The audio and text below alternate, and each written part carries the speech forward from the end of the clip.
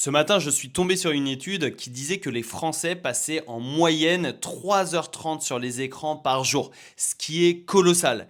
Et je me demande bien ce que font la majorité des personnes sur leur téléphone ou sur leurs écrans tout simplement, parce que si tu as un business en ligne ou si tu travailles à distance en télétravail, eh bien c'est normal de passer beaucoup de temps sur les écrans. Et moi-même, je passe plus de 3h30 par jour sur les écrans.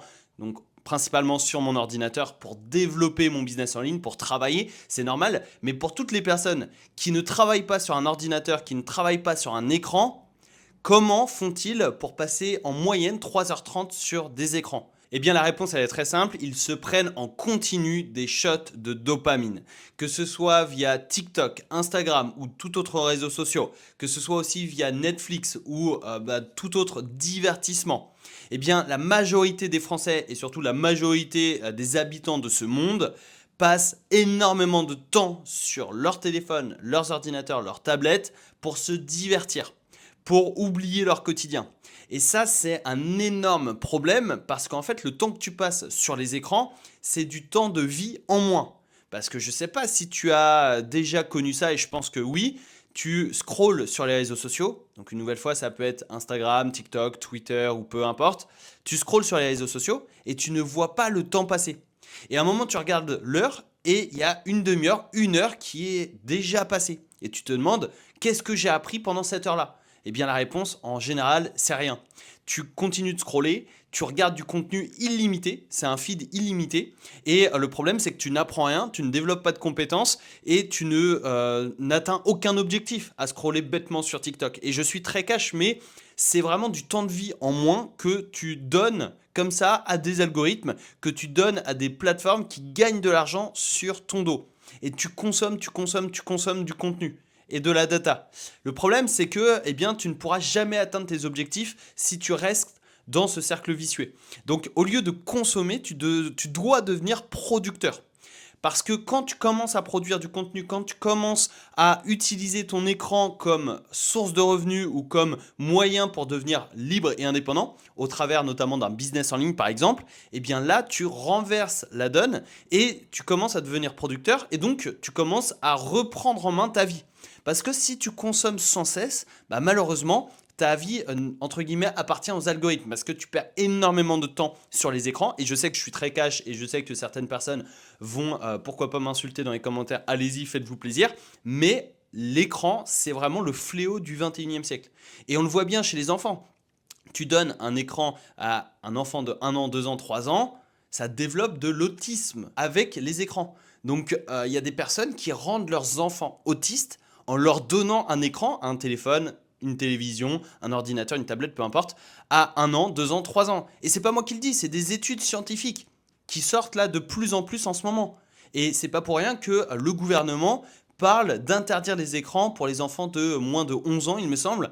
Et je suis totalement pour parce qu'en fait, on est en train de créer une génération qui est accro aux écrans, alors que déjà nous, les adultes, on est accro à l'écran. Mais alors imagine un peu si dès l'enfance, eh bien l'enfant est déjà accro à l'écran. C'est fini.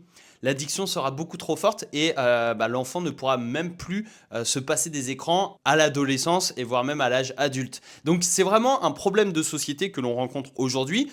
J'espère que il y aura des règles et des mesures qui seront mises en place, même si c'est très difficile à appliquer, je te l'accorde. Mais en tout cas, toi, en tant qu'adulte, tu dois impérativement reprendre en main ton temps d'écran, reprendre en main la direction de ta vie.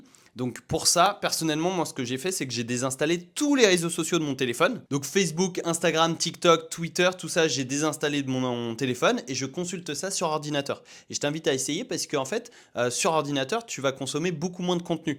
Et au lieu de passer une demi-heure sur le réseau social sur téléphone, tu vas peut-être passer 10 minutes sur l'ordinateur pour checker tes messages, etc. Et ça, c'est OK. Parce qu'on ne peut pas totalement supprimer les réseaux sociaux, on ne peut pas totalement supprimer le temps d'écran, mais ce qu'on peut faire, c'est le réduire pour passer plus de temps dans le vrai monde et surtout pour passer plus de temps sur ses objectifs et sur sa vie. Et personnellement, j'ai réduit justement cette consommation de réseaux sociaux pour être beaucoup plus productif sur mon business en ligne. Et c'est délicat parce que moi, personnellement, je travaille sur les réseaux sociaux. Donc je suis obligé d'aller sur les réseaux sociaux pour voir comment ça se passe, à analyser les tendances, etc., pour répondre aux commentaires, aux messages, pour poster du contenu, etc. Mais en fait, le fait de reprendre ce contrôle-là sur mon temps d'écran, eh bien, ça m'a fait un bien fou déjà mentalement. Et ensuite, eh bien, ça me permet d'être beaucoup plus focus sur mes tâches et mes objectifs et ainsi développer mon business en ligne beaucoup plus rapidement et beaucoup plus facilement. Donc, je t'invite vraiment à faire cet exercice et surtout à prendre conscience. Donc, va dans les paramètres de ton téléphone et regarde en fait ton temps d'écran.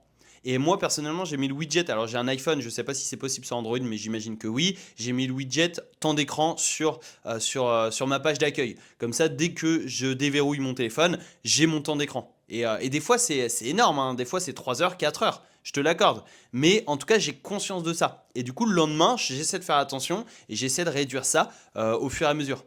Et là, ça fait plusieurs semaines que chaque semaine, je réduis mon temps d'écran. Donc, je suis plutôt satisfait de ce côté-là. Et ça me permet vraiment d'être mieux mentalement parce que je suis moins angoissé, je suis moins... en fait, je vis davantage le moment présent. Et ça, c'est vraiment un plaisir énorme. Donc, je t'invite vraiment à faire le test. Va dans les paramètres de ton téléphone, va analyser ton temps d'écran pour aujourd'hui, mais également sur la semaine, sur le mois, etc. Et regarde en moyenne combien de temps tu passes sur ton téléphone. Et tu verras que en fait, tu vois pas le temps passer.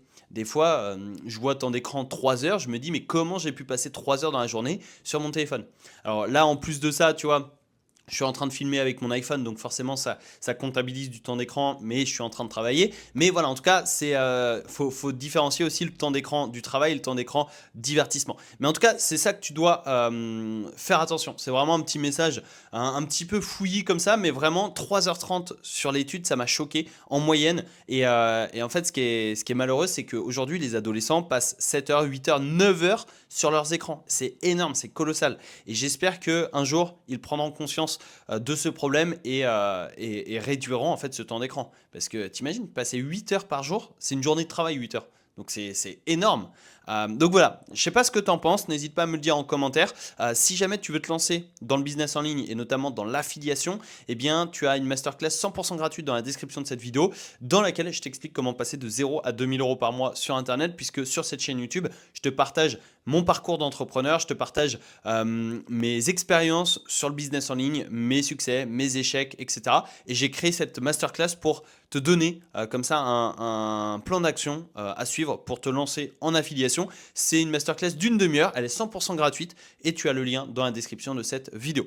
Voilà, n'hésite pas à me dire ce que tu en penses dans les commentaires, je suis curieux d'avoir ton avis. Et si tu as apprécié ce sujet qui sort un petit peu du cadre d'habitude, eh ben, n'hésite pas à mettre le petit pouce bleu pour voir si ça te plaît ou non. Et je te souhaite une excellente journée, je te donne rendez-vous tout de suite dans une prochaine vidéo qui apparaît à l'écran. A tout de suite, ciao!